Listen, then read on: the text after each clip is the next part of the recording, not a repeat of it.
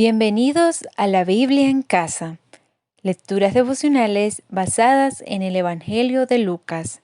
No te pierdas esta serie de devocionales.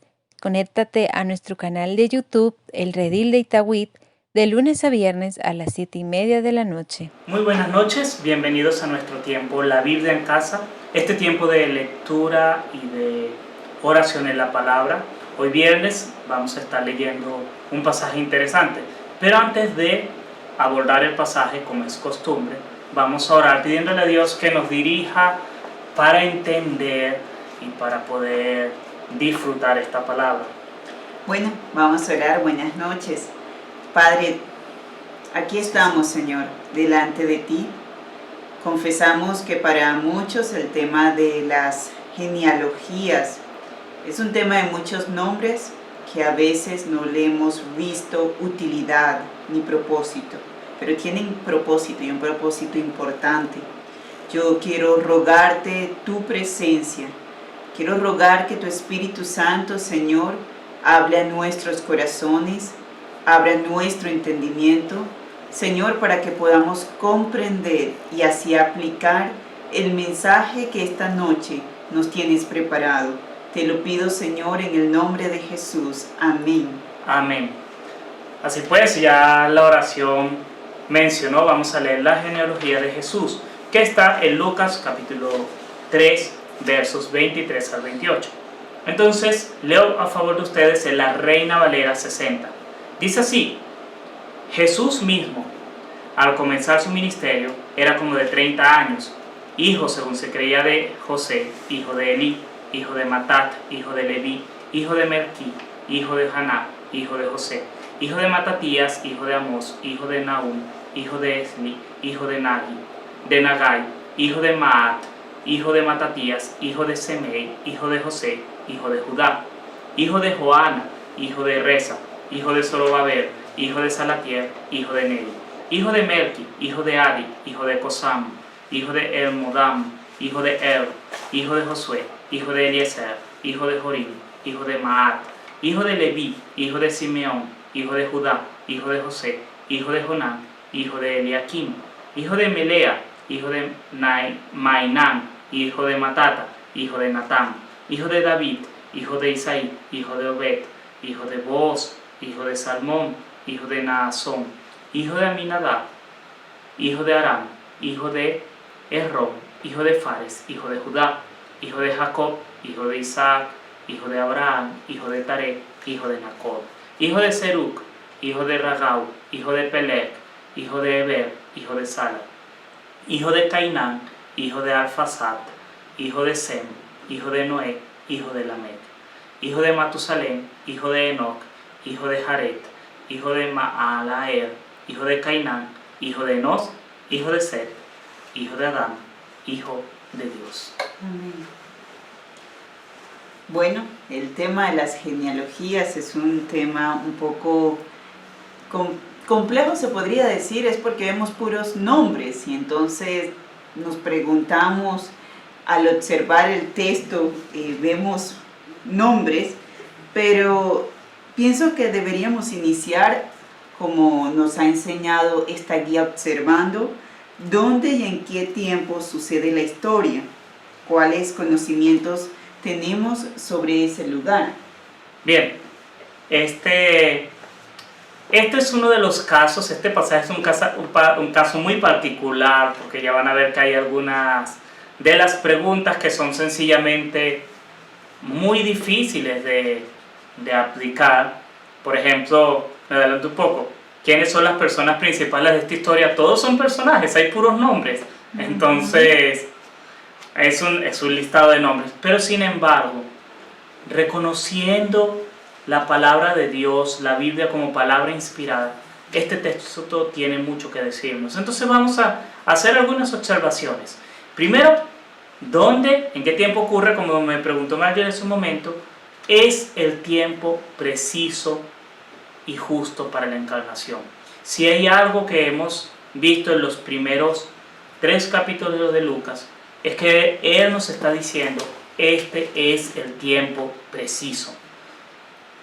La anunciación, cumplimiento de profecías, la adoración. El pasaje que estudiamos ayer, que nos compartían Víctor y Ani, hablaba de que el tiempo era el tiempo correcto. La gente estaba esperando, en el corazón de la gente estaba la idea: ¿será este el Mesías? Es el tiempo preciso de la historia. Y eso es lo que nos dicen los capítulos anteriores y los pasajes posteriores. Con el desarrollo del ministerio de Jesús, empiezan a decir que Jesús es la persona y es el tiempo preciso. Bueno, yo como que investigué un poquito acerca de lo que estaba pasando en ese momento, y recordemos que Lucas le está escribiendo a los gentiles cristianos. Entonces, en esa cultura helénica, ellos estaban muy acostumbrados a escuchar sobre semidioses, es decir, personas que eran mitad hombre y mitad Dios. Por tal razón, Lucas se esfuerza por hacer notar en este texto que Jesús es 100% hombre, ¿no? Y por esa razón arma una genealogía que muestra hasta el final donde desenlaza, que es con Adán, ¿no? Y dice al final: es el Hijo de Dios. Entonces, como decía Wilcar, ¿quiénes son los personajes? Muchos nombres. Hay muchos nombres, pero hay algo interesante en las genealogías. Las genealogías no son un mero listado de personas, son un viaje en el tiempo. Y yo te invito a que leas esta genealogía como un viaje en el tiempo. Si uno va leyendo con cuidado, va a encontrar, por ejemplo, en el verso 27, hijo de Joana, hijo de Resa, hijo de Zorobabel, hijo de Salatiel. Este Zorobabel es un personaje que aparece en Esdras, en Nehemías, que también aparece en profetas como Ageo y Zacarías, y es descendiente, y Jesús es descendiente de él. Él fue un gobernador de Judá en el momento del exilio. Entonces aquí estás en el exilio, estás caminando por la historia de Israel. Luego siguen nombres que van pasando en la historia del reino. Llegas a Natán, hijo de David, hijo de Isaí, hijo de Obed, hijo de Booz, hijo de Salmón, hijo de Naasón. Y Booz es el personaje de Ruth, es el que redime a Ruth, la moabita. Y continúas, Fares, hijo de Judá. Y aquí estamos en una historia muy particular que vivió Judá cuando se separó de la familia, poco después de haber vendido a José. Hijo de Jacob, y estamos en la historia de los patriarcas. Y vamos siguiendo, y hay muchas menciones de estos personajes. Pelet y Eber se mencionan también en Génesis. Ya vamos por Génesis. Arfaxad, Sem, Noé, el juicio. Lamec, Matusalén, Enoc. Estamos hablando de los patriarcas, de estos personajes antidiluvianos. Y por último, llegas hasta Adán, hijo de Dios. Es un viaje en la historia hacia atrás. Y esto es importante porque están también afirmando que la humanidad de Jesús está entrelazada en la historia. Y eso empieza a recordarnos que Dios tiene un plan de redención universal, siempre lo ha tenido desde el principio.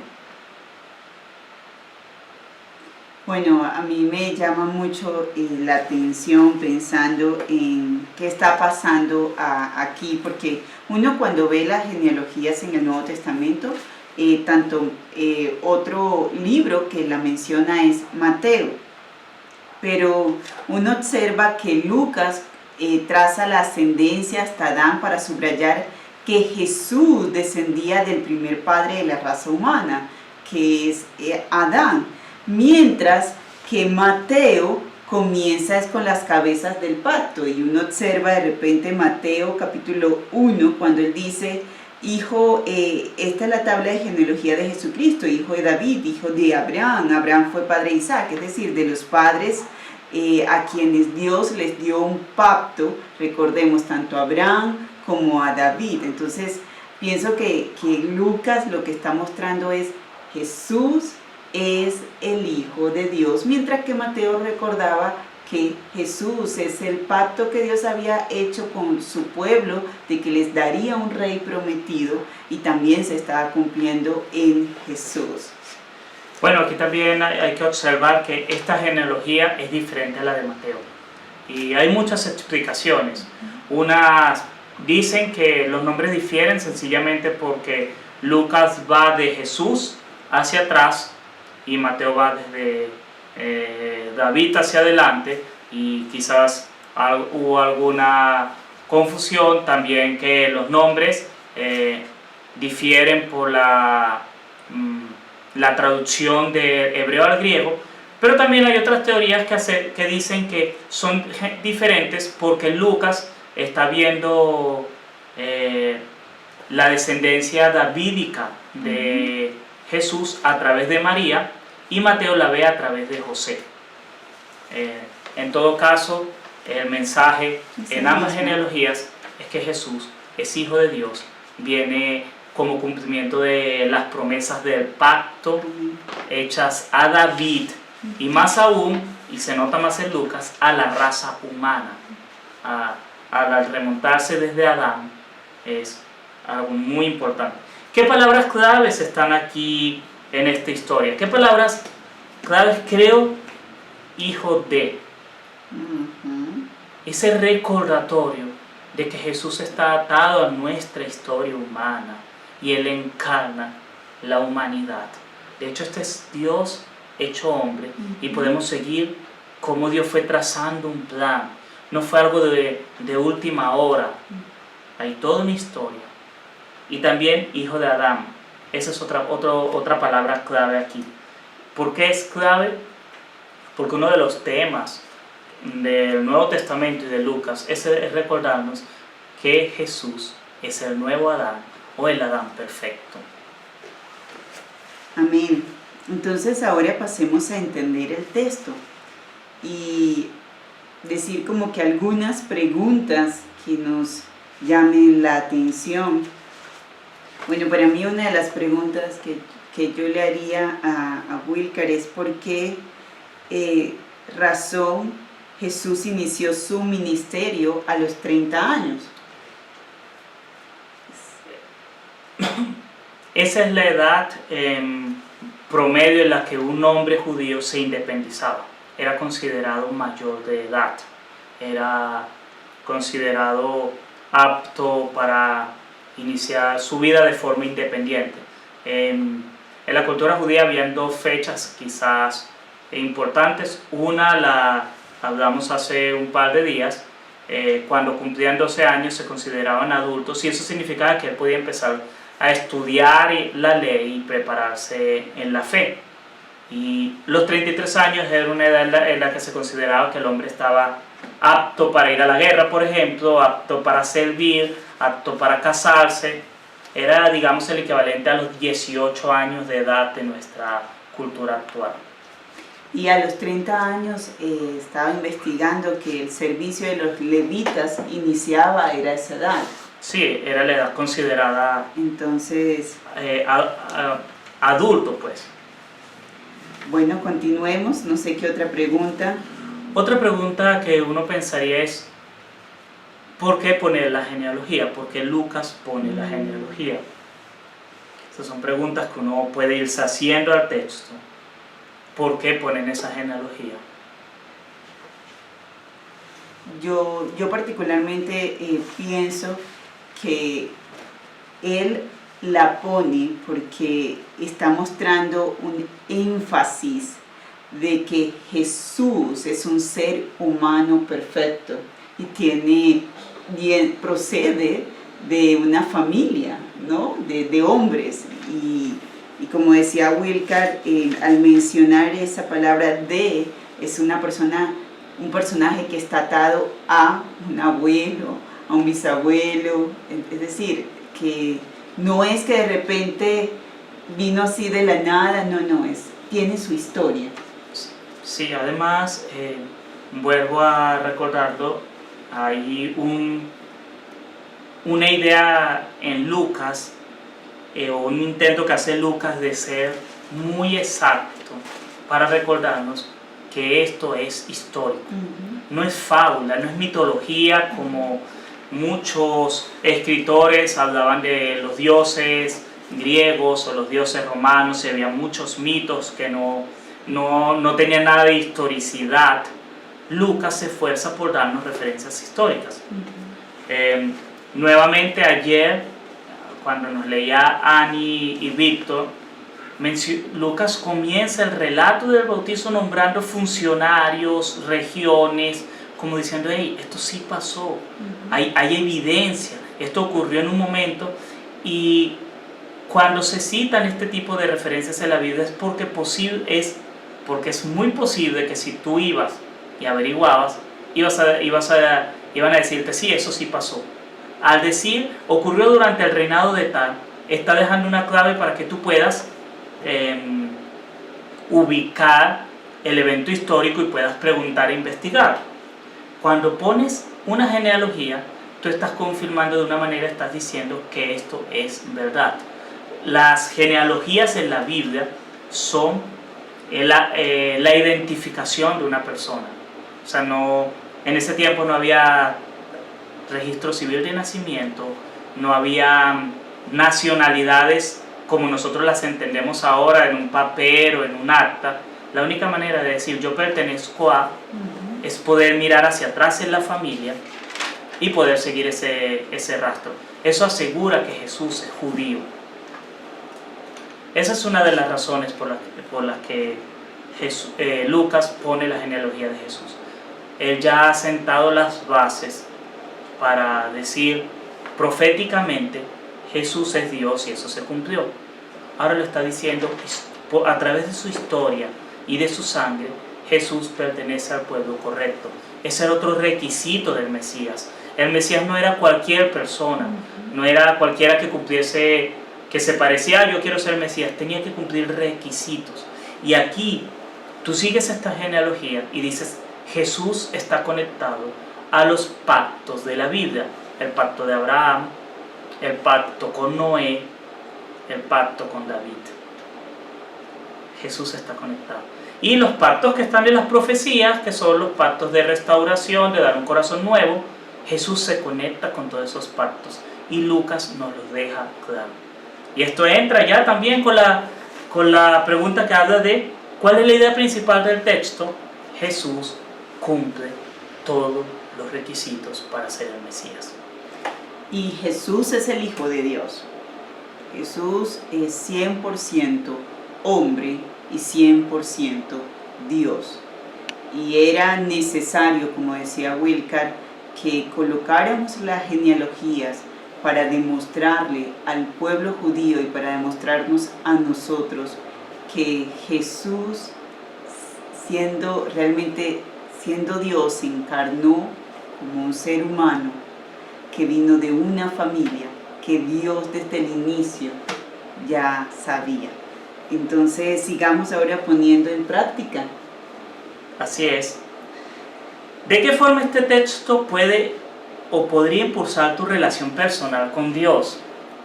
Y bueno, aquí tú me vas a decir, bueno, a ver, ¿cómo una lista de nombres me va a animar a crecer en tu relación con Dios? Te voy a dar por lo menos un ejemplo con cómo una genealogía en la Biblia a mí me ayuda en mi relación con Dios. Uno podría preguntarse, ¿sabes? Lo que esta lista de nombres tiene años, siglos de historia, en la que vemos a Dios obrando con paciencia, construyendo un pueblo. Y esto me da paciencia, me hace esperar. Uno diría, ¿por qué no dice que Jesús era hijo de Adán? Y ya, comienza la historia. ¿Por qué Jesús no vino como Mesías? La generación siguiente de Adán, o por lo menos 2 generaciones después. Hubo que esperar tantas generaciones, tanto sufrimiento, porque es la única manera en la que Dios puede demostrarnos que el hombre no puede hacer historia por sí mismo. Necesitamos un redentor. Esta historia de estos nombres hablan del levantamiento de reinos, de patriarcas, su caída, el intento del hombre por ser santo por ellos mismos y el fracaso del hombre en autosalvarse. Y para eso Dios se tomó generaciones en decirlo. Esto a mí me hace pensar que yo puedo esperar un par de años, meses, a que Dios haga su voluntad en mi vida. Porque para enviar a su Hijo se tardó generaciones. Es un llamado a la paciencia. Amén. Y lo que dice este texto, ¿qué consecuencias tiene para tu relación con el mundo o con el prójimo? Yo pienso que una de las consecuencias que tiene para mi relación con el mundo y con el prójimo, Dios marca nuestra historia. Dios, es decir, Dios por medio de nosotros que tenemos a Cristo en nuestro corazón, Él quiere hacer una historia de redención que pueda dárselo a nuestra descendencia, a nuestros hijos, a nuestros nietos. Es decir, como dice Wilcar, a pesar de que en estos nombres hay nombres de personas humanas que cayeron y que no volvieron su rostro a Dios, pero hay otros que se mantuvieron fieles y que hacen cumplir la promesa. Al final, Dios siempre va a cumplir. Amén.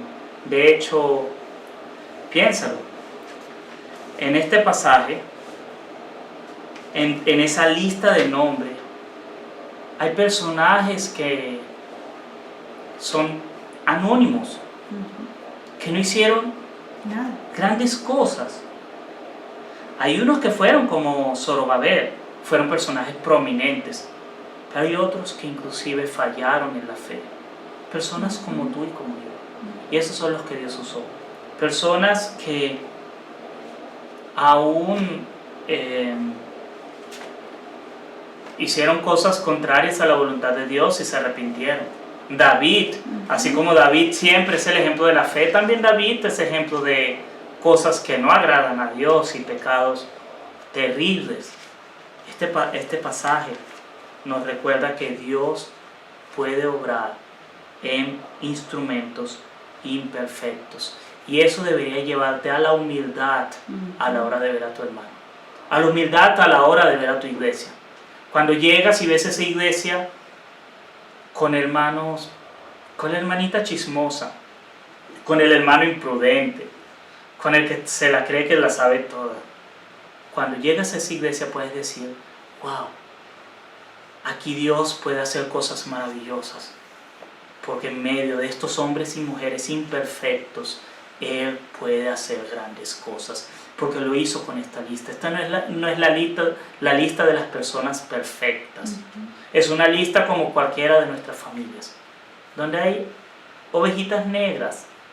Donde hay loquitos. Donde hay enfermitos. Donde hay de todo un poco.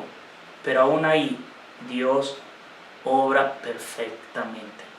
Eso es una cosa que debe llevarte a la humildad, al agradecimiento, a reconocer que Dios puede hacer cosas con esa familia imperfecta que se llama iglesia. Bueno, para mí una verdad que me da este texto, cuando yo veo estos nombres,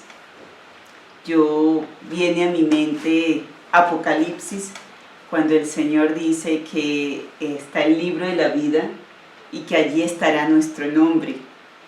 Y pienso cómo es posible que Dios tiene escrito en ese libro el nombre de Marjorie, así como el nombre de estas personas como Wilcar lo menciona solamente por Cristo, porque inicia con Cristo y termina con Cristo. Todo se trata de Él. Realmente mi nombre, a pesar de ser tan pecadora, no ser perfecta, todo inicia es con Él. Y gracias a Él, Dios tiene escrito ese nombre, así como esa genealogía Y pensaba en esa, era como una verdad que me da gozo, me da alegría, pero a la vez es una verdad que yo digo, Dios, no lo merezco, sinceramente, solamente es por Cristo, tu Hijo, que es perfecto, que hoy puedo caminar y puedo estar delante de Él. Quisiera que podamos pensar, para terminar, no sé, en algunas acciones que deberíamos de poner en práctica. Una de las cosas que tienen las genealogías es que conllevan implícito la idea de la sangre, del linaje y de un apellido. Y eso a la vez evoca cuestiones como el honor y la dignidad y la honorabilidad. Y como Marjorie dijo hace un momento, nosotros formamos parte de esa genealogía en el momento en el que reconocemos a Jesús como Salvador y Dios nos adopta como Padre. Se va a decir también de nosotros, Wilcar, hijo de Dios, Marjorie, hija de Dios. Y eso implica vivir de tal manera que honremos esa genealogía, que honremos ese linaje. Así como Jesús con su vida, su obediencia, su sacrificio, honró el linaje y los pactos que hay en él, nosotros estamos llamados a vivir vidas de obediencia que honren el linaje y el pacto de Dios en nuestra salvación. Entonces, una cosa que podríamos aplicar es recordar en oración: somos parte del pueblo, somos parte del pueblo escogido, somos parte de este linaje. Señor, ayúdanos a vivir de manera que honremos tu nombre y tu sacrificio y tu obra a través de la historia. Y si en esta noche, tú que nos estás escuchando, todavía no has creído en Cristo, te invitamos a que creas en el único justo, en el único perfecto, que solamente es por medio de Él que nosotros podemos ser incluidos a la familia de Dios. Solamente podemos ser hijos de Dios, es mediante la fe en Cristo, mediante su obra, mediante su vida, su muerte, su resurrección. Entonces terminemos este tiempo con nuestra oración en casa. Recordemos C de confesión, A de adoración, S de súplica y A de agradecimiento. Entonces terminemos orando. Padre, gracias Señor, por este Señor. tiempo, Señor. Gracias. Yo quiero confesar delante de mis hermanos y amigos que me escuchan que a veces, Señor,